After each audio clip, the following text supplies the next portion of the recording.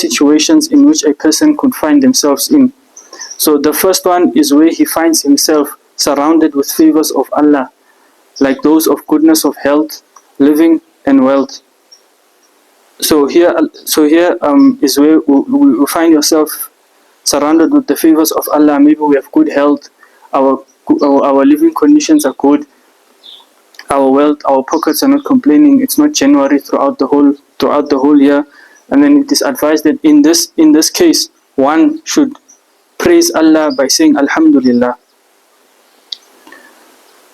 And then so we find, and then the other situation, or the second situation where one will find himself, is when he is surrounded with afflictions, like those of difficulties of death, maybe sickness, and maybe poverty. And then in this case, it is always good for one to return to Allah by saying Inna lillahi wa inna ilayhi raji'un. To Allah we belong, and to Him we shall return.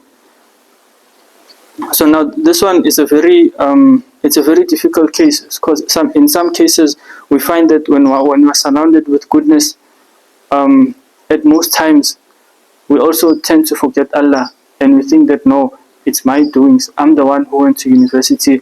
I studied this. That's why I'm getting this job. I'm getting paid like this. Because of this job, I'm able to afford this house. Because of this job, I'm able to afford medical aid. So we forget that no, everything is by the doing of Allah. It is through Allah's permission that one is able to get a good job and get a good salary and be able to afford all these luxuries in life. That's why it is always good not to praise oneself, but then you praise Allah and thank Allah and say Alhamdulillah, Ya Allah, for all these bounties that you've blessed upon me. At the same time, when one is afflicted with poverty, you find in some cases, which is a bad thing, but now one starts to wonder what is actually, you start blaming yourself, or you start blaming and questioning Allah, which is not good. You find yourself, maybe you're restricted in poverty, then you start saying, Ya Allah, why did you choose this path for me? Why Allah, if someone maybe passes away, you'll be like, Ya Allah, why did you choose to take this person from me now? You know, and in some cases, we tend to also listen to bad advices. We start thinking to ourselves that no, maybe someone at work or someone in the family, they don't like me, maybe they're bewitching me or something like that.